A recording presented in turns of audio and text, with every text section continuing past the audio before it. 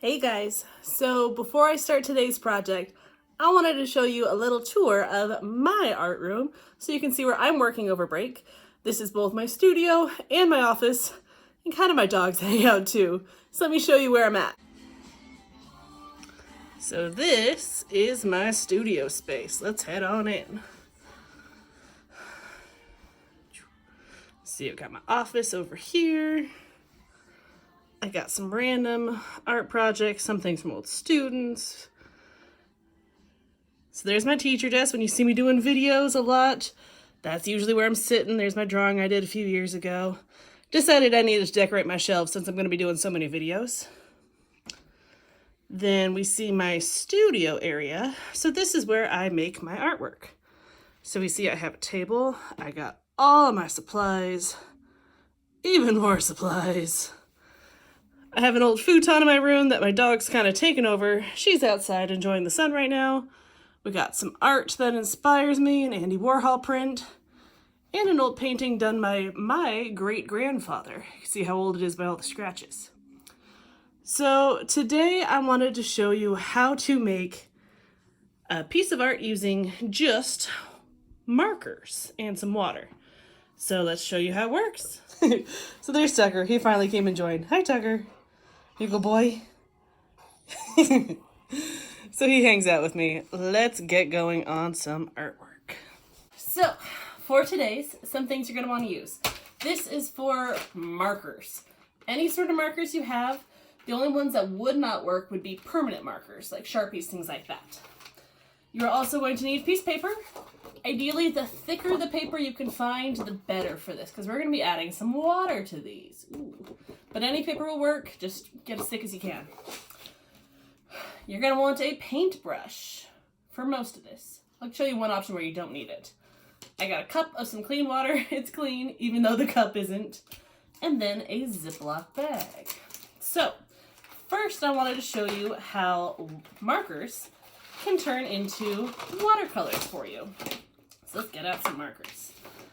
Now what's really cool is that these markers from Crayola, and many of them out there, they're water soluble. So they're able to be washed. That means that if we add water to it, the colors will bleed, so they can turn into watercolors for us. So whenever you don't have paints, these could be a great option. Let me show you what I mean. Let's just do something basic here. I'm gonna do a little heart in purple. Maybe, let's do a little mask on a person, because, you know, it's Corona time. Why not? Let's turn this into a little emoji guy.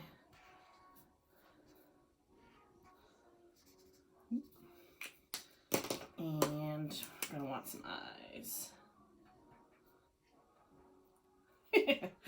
Gosh, that's horrible. Okay, so simple drawings. I just did the outlines. Now I'm going to take my paintbrush and I'm going to dip it in water, and I'm going to go over my colors. So let's start with the purple heart first. So it's just a wet brush, and you see how if I go over those lines, it is picking up the color and it's filling in the space for me. It's just a wet brush. Now, depending on how thin your paper is, you might want to be careful and not add too much water, because really thin paper is going to start to do that wave. Probably not what you're looking for. But it's cool. You could even have some colors off to the side and then paint something else if you wanted. How cool is that? Rinse off my color. Maybe let's fill in the yellow of our emoji little guy here. Now, the challenge is, as you see here, as I go around the other colors, they're going to start to bleed too. So you got to be careful. If you're doing lots of different colors, you might want to do them in stages, one at a time, then go on to the next color after it's dried.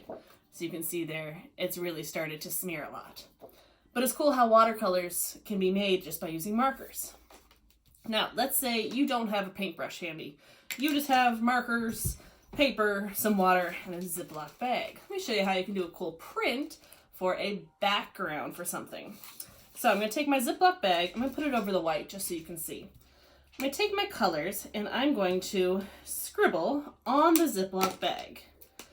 Now, I'm wanting this to be kind of abstract. I want my colors to kind of blend. You could try to do something specific. Try it out. See what you can do. It's okay if it doesn't fill in sections all the way. Let's show you what it does. Now, from here, you might want to get your paper a little, or your bag a little wet. You have some options for that. You could dip your fingers in water and kind of flick the water on. I happen to be lucky enough, I just have a water bottle, squirt bottle in my house. Anyway, just to get the bag a little bit wet. So I'm just gonna mist it. Whoop, there we go. A little bit of moisture on it, not a lot. Again, I could have just dipped and flicked my fingers with the wetness on there.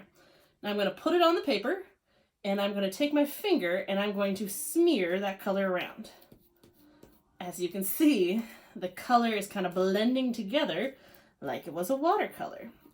Now, the more water you put on the bag, the better it's going to smear together.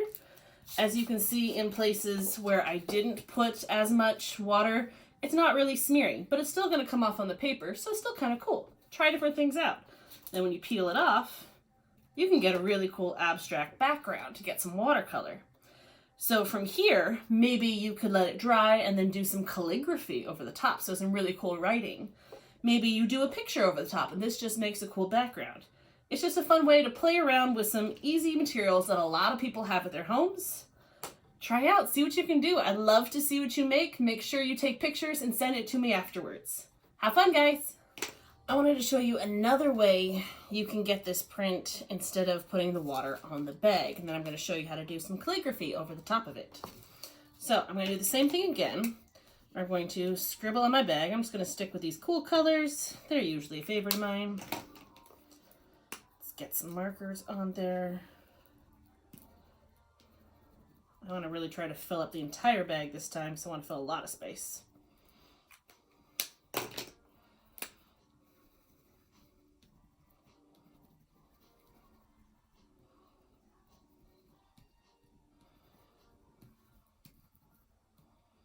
Alright, so once I have my bag totally covered, I'm going to get my paper wet. So what I could do is I could just take my water cup, I could dip my fingers, and I can kind of splatter the water on. It takes a little bit more time and effort, but that could work. Or if you happen to have just a squirt bottle, I'm just going to squirt my paper. Ooh, that got a bit much. But use my clean fingers, I'm going to spread that water around. I want to make sure that water gets everywhere nice and even. Make sure your fingers are clean for this stage, or else you're just going to spread dirty colors everywhere. Now this works best if your paper is a lot thicker, because if my paper is really wet, again, it would just do that ripple. So now I can take my bag and put it on the paper. I'm going to go straight in the middle. There we go. And I can blend those colors a whole lot more. So I'm going to rub all over the bag, really kind of squishing down on it. I want those colors to blend and mix. I don't want to see marker lines. I want to see just kind of smears of color. There we go. Now I can peel that off. Ooh, I like it. I might even take what's left on my paper, on my bag, and see if I can do another little print on the top. Ooh, it's totally working. It's not quite as vibrant because the colors haven't peeled off. I'll do another one on the bottom too.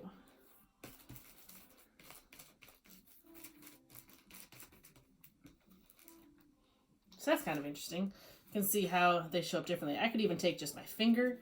My paper's still wet enough, and I could possibly get it to smear a bit more to blend between the two different prints. I think I want to do down here again because that's really light. That's not really what I'm looking for.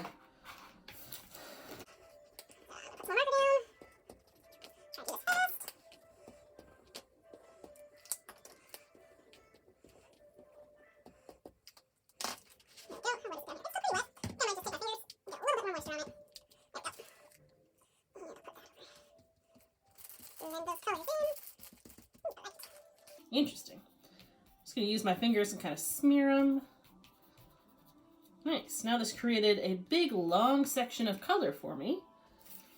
Now I'm going to wait for this to dry, and then I'm going to show you how to do some really basic calligraphy over the top of this. That's the really fancy writing that you can do to make stuff look cool. So I'll come back in a few minutes once it's dry. Alright guys, so I want to show you how to do some calligraphy on this now that it is dried. Just some tips.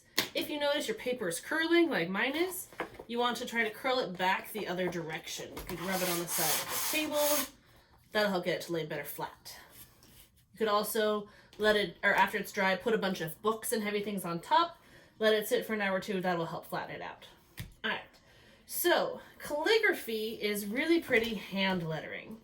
So that is when you see really cool writing that gets thicker one direction, thinner another. I have this nice book that goes over details of it that I've practiced in a bit. But the easiest and simplest thing to remember when you're trying to do calligraphy is when you're writing, it doesn't have to be cursive. Just remember, every time you move your pen down, you want the line to be thick.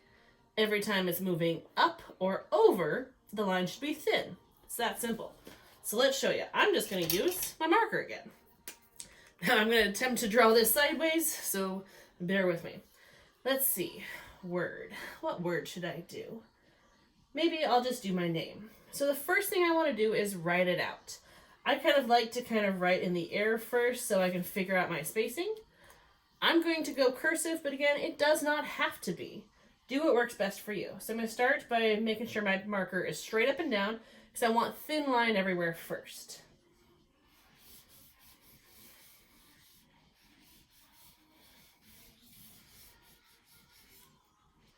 All right. Once I have my word in there, I'm going to go through and thicken up the lines. So again, every time my pen would have moved down, I want a thick line. So I'll use more of the side of my marker. I'm going to go in first and kind of quickly block out the thick layers, or thick spots. So that way I can remember where they are, and then I'll clean them up afterwards. Okay, so then this is around so the down straight up with the E's there. I have a thick down there, a little bit thick there. The I goes straight up and then straight down, so that's thick. The G's gotta be thick there, and then down there. H is gonna be thick down there, and there, and then the I there. Dots, you decide what you want to do. So now that I've kind of marked it out, now I want to clean it up. I wouldn't want to leave it like this. So I'm going to go back to the tip of my marker, and I'm going to clean up my edges. I might go a little thicker in areas. Obviously, I can't go thinner now, but you decide what's going to work best for you. You just go through, clean it up, make it look nice.